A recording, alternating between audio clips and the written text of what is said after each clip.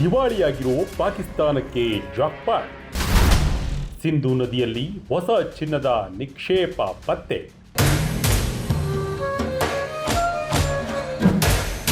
ಆರ್ಥಿಕತೆ ಪಾತಾಳ ಕಂಡು ವಿಶ್ವದ ಮುಂದೆ ಭಿಕ್ಷೆ ಬೇಡುತ್ತಿರುವ ಪಾಕಿಸ್ತಾನಕ್ಕೆ ಈಗ ಬಂಪರ್ ಲಾಟರಿ ಹೊಡೆದಿದೆ. ಪಾಕಿಸ್ತಾನ ಭಾಗದ ಸಿಂಧೂ ನದಿಯಲ್ಲಿ ಭಾರೀ ಪ್ರಮಾಣದ ಚಿನ್ನದ ನಿಕ್ಷೇಪ ಪತ್ತೆಯಾಗಿದ್ದು, ಇದರ ಮೌಲ್ಯ ಸುಮಾರು 80,000 ಕೋಟಿ ರೂಪಾಯಿ ಎಂದು ಅಂದಾಜಿಸಲಾಗಿದೆ. ಪಂಜಾಬ್ ಪ್ರಾಂತ್ಯದ ಅಟೋಕ್ ಜಿಲ್ಲೆಯಲ್ಲಿ ಸರ್ಕಾರದ ಆಯೋಗವೊಂದು ನಡೆಸಿದ ಸಮೀಕ್ಷಾ ಕಾರ್ಯದ ವೇಳೆ ಬಂಗಾರದ ನಿಕ್ಷೇಪ ಪತ್ತೆಯಾಗಿದೆ. ಆರ್ಥಿಕ ಸಂಕಷ್ಟದಿಂದ ತತ್ತರಿಸಿರುವ ಪಾಕಿಸ್ತಾನಕ್ಕೆ ಈ ನಿಕ್ಷೇಪವು ದೊಡ್ಡ ಮಟ್ಟದಲ್ಲಿ ನೆರವಾಗಬಹುದು ಎನ್ನಲಾಗಿದೆ. ಈ ಚಿನ್ನದ ನಿಕ್ಷೇಪಕ್ಕೆ ಭಾರತದ ಕನೆಕ್ಷನ್ ಕೂಡ ಇದೆ ಅಂತ ವಿಜ್ಞಾನಿಗಳು ಹೇಳಿರುವುದು ಕುತೂಹಲ ಕೆರಳಿಸಿದೆ.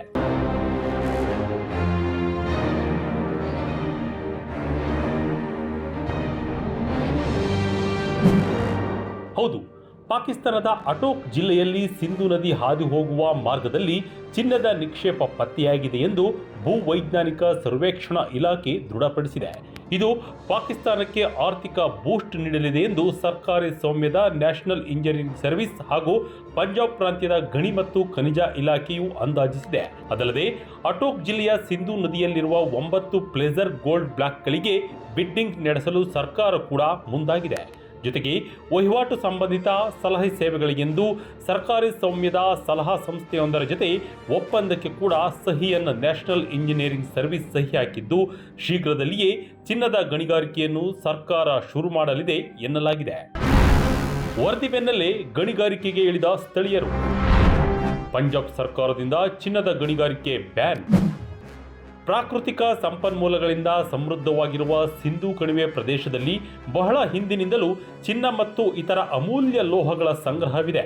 ಈಗಾಗಲೇ ಅಟೋಕ್ ಜಿಲ್ಲೆಯ ಸಿಂಧೂ ನದಿಯ ತೀರದಲ್ಲಿ ಬಂಗಾರದ ನಿಕ್ಷೇಪಗಳಿವೆ ಎಂಬ ವರದಿಗಳ ಮೇರೆಗೆ ಅಲ್ಲಿ ಸ್ಥಳೀಯರಿಂದ ಸಣ್ಣ ಮಟ್ಟದಲ್ಲಿ ಗಣಿಗಾರಿಕೆ ಶುರುವಾಗಿದ್ದು, ಇದರ ನಿಯಂತ್ರಣಕ್ಕೆ ಪಂಜಾಬ್ ಪ್ರಾಂತ್ಯದ ಸರ್ಕಾರ ಮುಂದಾಗಿದೆ. ಲೈಸೆನ್ಸ್ ಇಲ್ಲದೆ ಚಿನ್ನದ ಗಣಿಗಾರಿಕೆ ಮಾಡುವಂತಿಲ್ಲ ಎಂದು ಪಂಜಾಬ್ ಸರ್ಕಾರ ಠರಾವು ಹೊರಡಿಸಿದೆ. ಇದರ ಬಳಿಕ ಪಾಕಿಸ್ತಾನ ಸರ್ಕಾರ ಅಲ್ಲಿ ಚಿನ್ನದ ಗಣಿಗಾರಿಕೆ ಶುರು ಮಾಡಲು ಎಲ್ಲ ರೀತಿಯ ಕ್ರಮಗಳನ್ನು ಕೈಗೊಂಡಿದ್ದು, ಎಷ್ಟು ಸಾಧ್ಯವಾಗುತ್ತೋ ಅಷ್ಟು ಶೀಘ್ರದಲ್ಲಿ ಚಿನ್ನದ ಉತ್ಪಾದನೆಗೆ ಪಾಕ್ ಮುಂದಾಗುತ್ತಿದೆ. ಪಾಕ್ ಚಿನ್ನದ ನಿಕ್ಷೇಪಕ್ಕೂ ಭಾರತಕ್ಕೂ ಇದೇ ಸಂಬಂಧ. ಇಲ್ಲಿಂದಲೇ ಹೋದ ಖನಿಜದಿಂದ ಚಿನ್ನದ ಗಟ್ಟಿಗಳ ರಚನೆ. ಇನ್ನು ಪಾಕಿಸ್ತಾನದಲ್ಲಿ ಪತ್ತೆಯಾದ ಚಿನ್ನದ ನಿಕ್ಷೇಪಕ್ಕೆ ಭಾರತ ಯಾವ ರೀತಿ ಸಂಬಂಧ ಹೊಂದಿದೆ ಎಂಬುದನ್ನು ನೋಡಿದರೆ, ಸಿಂಧೂ ನದಿಯು ಭಾರತದ ಹಿಮಾಲಯದಿಂದ ಈ ಚಿನ್ನದ ನಿಕ್ಷೇಪಗಳನ್ನು ಒಯ್ಯುತ್ತದೆ ಮತ್ತು ಅವು ಪಾಕಿಸ್ತಾನದಲ್ಲಿ ಪ್ಲೇಸರ್ ಚಿನ್ನದ ಗಟ್ಟಿಗಳಾಗಿ ಸಂಗ್ರಹವಾಗುತ್ತವೆ ಎಂದು ಭೂವಿಜ್ಞಾನಿಗಳು ವರದಿ ಮಾಡಿದ್ದಾರೆ.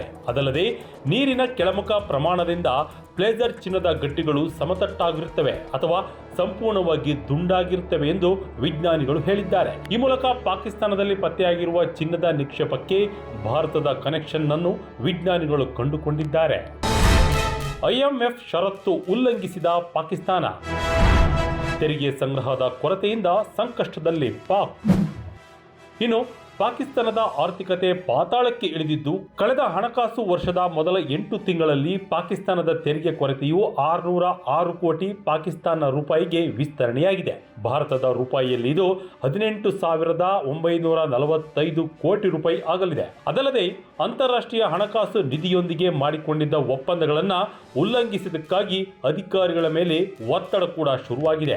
IMF $7 ಬಿಲಿಯನ್ ಅಮೆರಿಕನ್ ಡಾಲರ್ ಸಾಲದ ಬೇಲ್ ಔಟ್ ಪ್ಯಾಕೇಜ್ ಅನ್ನು ಪಾಕಿಸ್ತಾನಕ್ಕೆ ನೀಡಿತ್ತು. ಈ ವೇಳೆ ತೆರಿಗೆ ಸಂಗ್ರಹ ಸೇರಿ ಹಲವು ಕಠಿಣ ಷರತ್ತುಗಳನ್ನು IMF ವಿಧಿಸಿತ್ತು. IMF 7.95 ಟ್ರಿಲಿಯನ್ ಪಾಕಿಸ್ತಾನದ ರೂಪಾಯಿ ತೆರಿಗೆ ಸಂಗ್ರಹದ ಗುರಿಯನ್ನು ಪಾಕಿಸ್ತಾನಕ್ಕೆ ನೀಡಿತ್ತು. ಆದರೆ ಈ ಗುರಿಯನ್ನು ಪಾಕಿಸ್ತಾನ ಮುಟ್ಟಿಲ್ಲ. ಇದು ಪಾಕ್ ಅನ್ನು ಸಂಕಷ್ಟಕ್ಕೆ ಸಿಲುಕಿಸುವಂತೆ ಮಾಡಿದೆ. ಈ ಹಿನ್ನೆಲೆ ಹೊಸ ಚಿನ್ನದ ನಿಕ್ಷೇಪ ಪಾಕಿಸ್ತಾನಕ್ಕೆ ಬೂಸ್ಟ್ ನೀಡಲಿದೆ ಎನ್ನಲಾಗಿದೆ.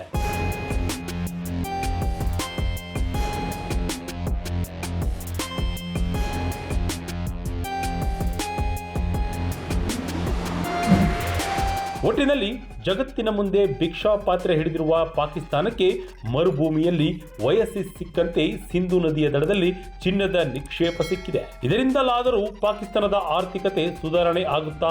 ಈ ಚಿನ್ನದ ನಿಕ್ಷೇಪವನ್ನು ಯಾವ ರೀತಿ ಪಾಕ್ ಬಳಸಿಕೊಳ್ಳುತ್ತೆ ಎಂಬುದನ್ನು ಕಾದು ನೋಡಬೇಕಿದೆ.